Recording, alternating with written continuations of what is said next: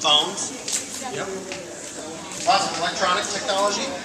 Yeah, technology is actually a general word that electronics certainly get lumped into that. But technology allows us, and it refers to things that allow us to do a process or a function or create a tool and do it better. So it's just a real general term like biology that gets used for lots and lots of different things because technology is everywhere. So now you guys have a pretty good idea what we're going to talk about. I want to take a second to introduce myself. My name is Scott Welden. And I'm a farmer here in Hillsdale County. I live up near Jonesville, north of here. And my wife Mary and I have 2 children, and we farm with my family. And my brother and my father, we've been farming together here in Hillsdale County for over 120 years. So the Welden family's been farming and creating food for us for over 120 years. This is a picture of one of our farms located north of Jonesville.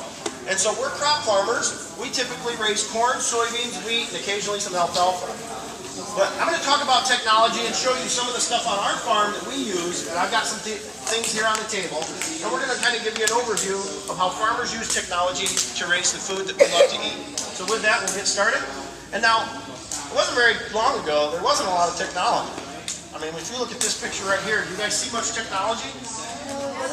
Do you guys see anybody smiling? All right, there's an old truck back there that's hauling potatoes. But for the most part, that's minimum technology right there. That's hand harvest. It's a lot of work. But technology has evolved. And as it evolves, you see things like this. Now, I'm going to show you how technology in farming has evolved. But eventually, we're going to focus on some of modern technology and the things today that farmers are doing. So with that picture, that's a gruesome story right there. But then you start to see things like horses. You see power. You see technology that allows people to do more and finish the process or the task at hand. They want to work smarter, not harder. I want you to repeat that with me. Farmers want to work smarter, not harder. Okay, next slide. So we start seeing machines show up. Now this doesn't look like a very new machine, but believe it or not, that was a lot better than pitchfork. So your great-grandfather would have seen this. This would have been state-of-the-art technology because what replaced the horse was the tractor.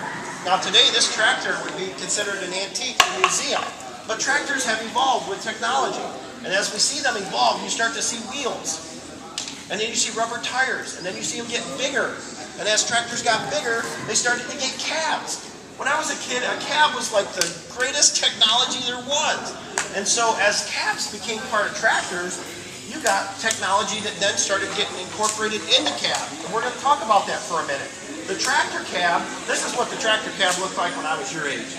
And man, I thought this cab was great, but they only got better. And I'm going to show you. This is a picture of the tractor on our farm today. And inside this tractor, the cab looks a little different. If you look at it, it's different. That's what the inside of our tractor cab looks like. It's 2 seats. It's a buddy seat. All right, let's clap for the buddy seat because I love the buddy seat. Now, my children love the buddy seat too. And so inside these cabs, you start seeing things like this. Now this is technology, right? Electronics, that was a good answer. Now feel how heavy this is. Right? This is a computer, but there are no buttons. Now, it's touchscreen like this. Here's some technology, right? About time to order lunch, isn't it? There are no buttons. They're touch screens. You're right. That's exactly what that is. But this is about $6,000–7,000 worth of technology right here, and it's got enough data memory capacity in this thing to equal about 7 computers.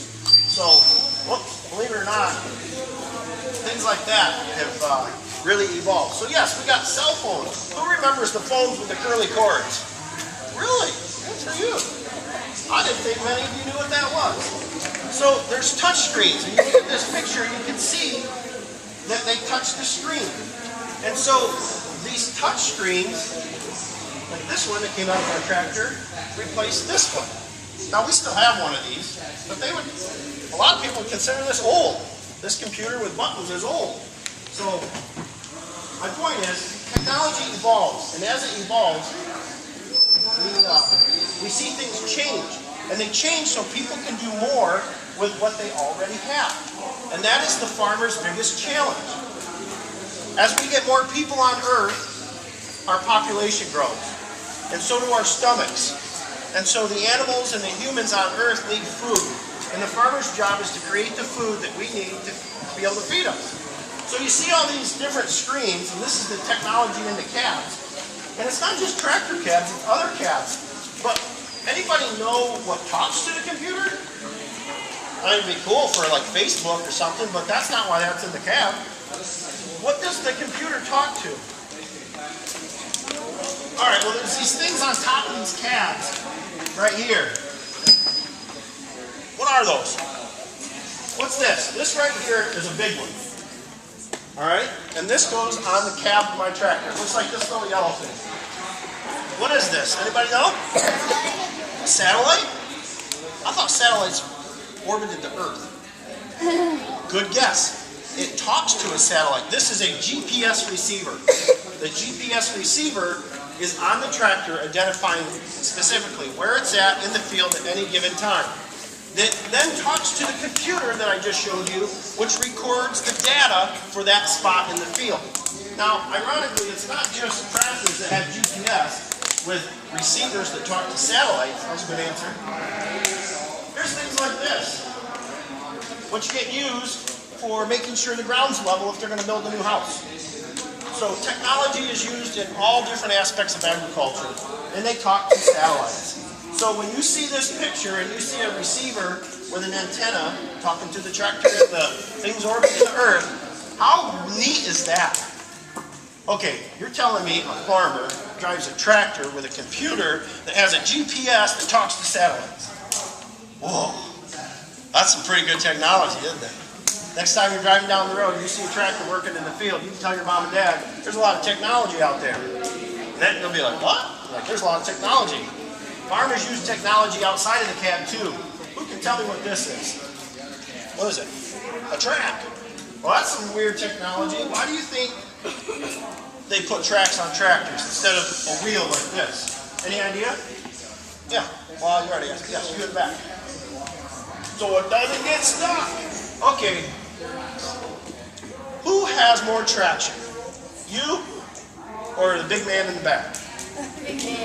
Yeah. The footprint. The footprint talks about traction.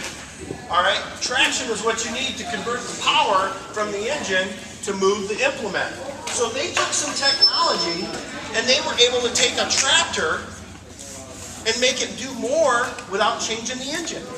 So this kind of technology allows the tractor to work harder and to get more done without more horsepower. It's amazing technology. It looks like a spider. It does. It's got spider arms. I'll tell you what this is. Earlier, I made the statement that there's technology in all kinds of agriculture, not just in tractors. This is a orchard and vineyard sprayer that has electronic eyes that read the plant vegetation to know exactly what the plant's status is. And then those sensors tell those arms to move up and down over the trees or over the bushes so that just the proper amount gets applied. Because years ago, before this technology, they would like fumigate the entire bush and then stuff would go up in the air and it kind of went places you didn't want it to go. So farmers want to take care of our natural resources and the environment, and so they're using technology to do more with less. Okay? Say that with me. Technology is used to do more with less. Technology is used to do more with less. That's why farmers use technology.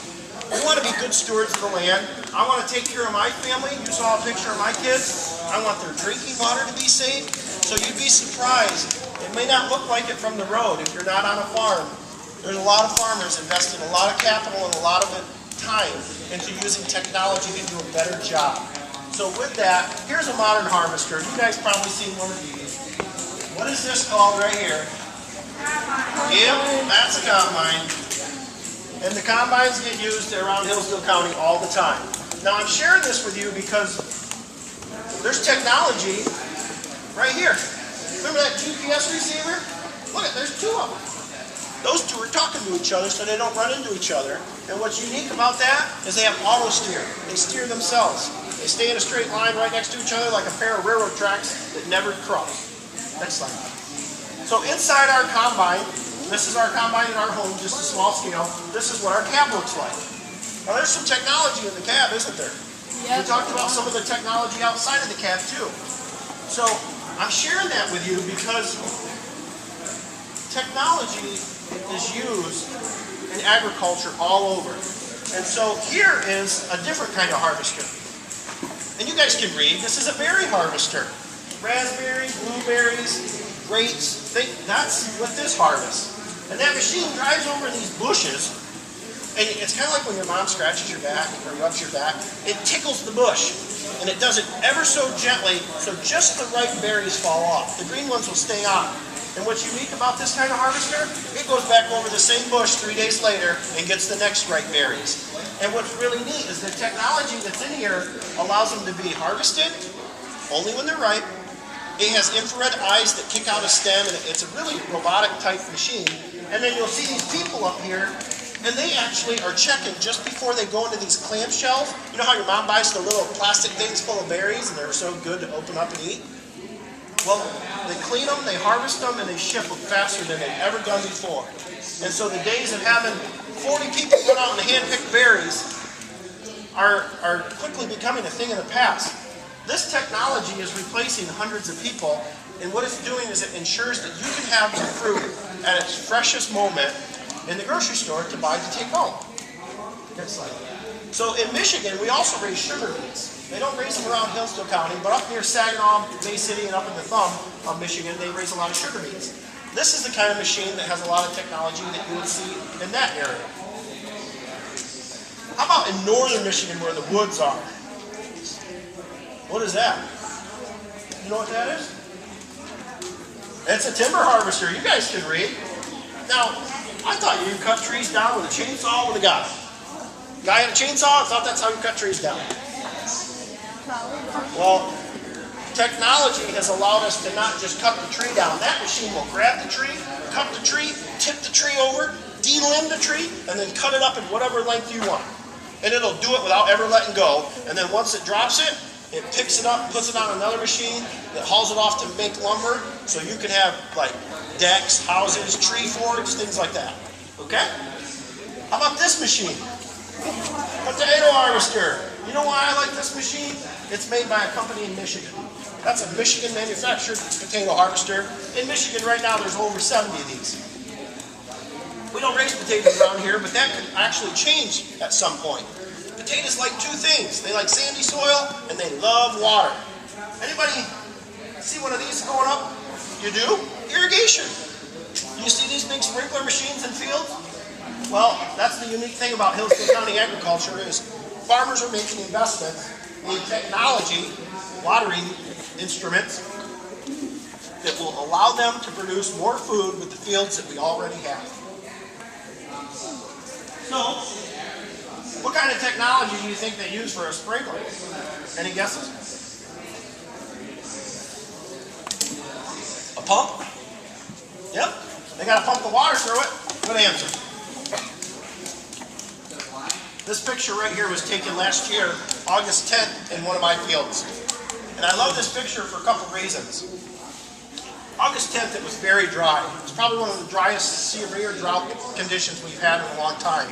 And I'm sharing this with you because this is an NDVI photo, Density Vegetation Index, that was taken from an airplane.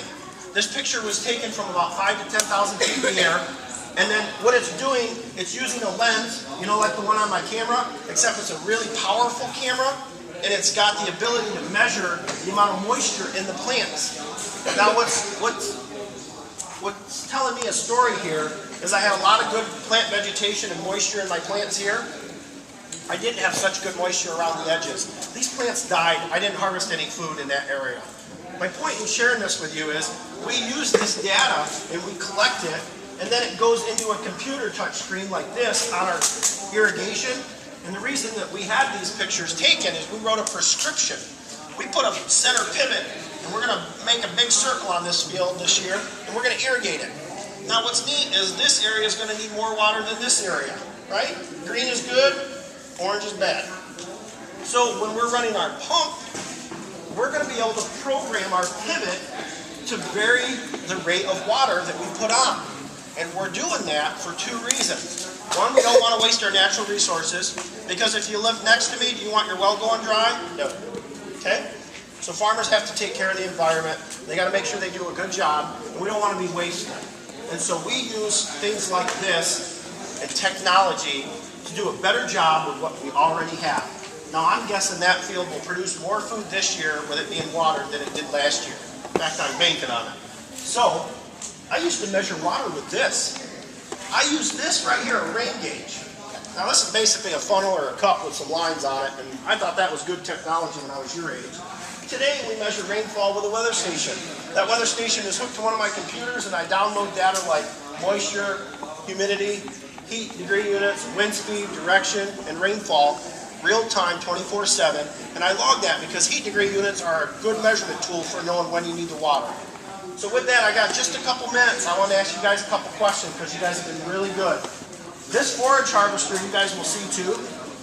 And if you go to the next slide, we talk about why technology. And the big picture answer is farmers got to do a better job with what we have to feed the people and the growing population in the world today. So I'm going to give you a second. When you look at all this stuff up here, is there anything you had a question about or that you want me to talk more about? Anything? No? Yes? I've always wondered, your pivot system with the irrigation, what makes that move? Is that a motor? Or? Either an electric motor on each wheel that has a drive unit, or a hydraulic. There are hydraulic driven systems and there are electric driven systems. Good question. How do you get these sprayers out in the field? Oh, they build it. Okay, give yourself a round of applause, Cameron Frontier.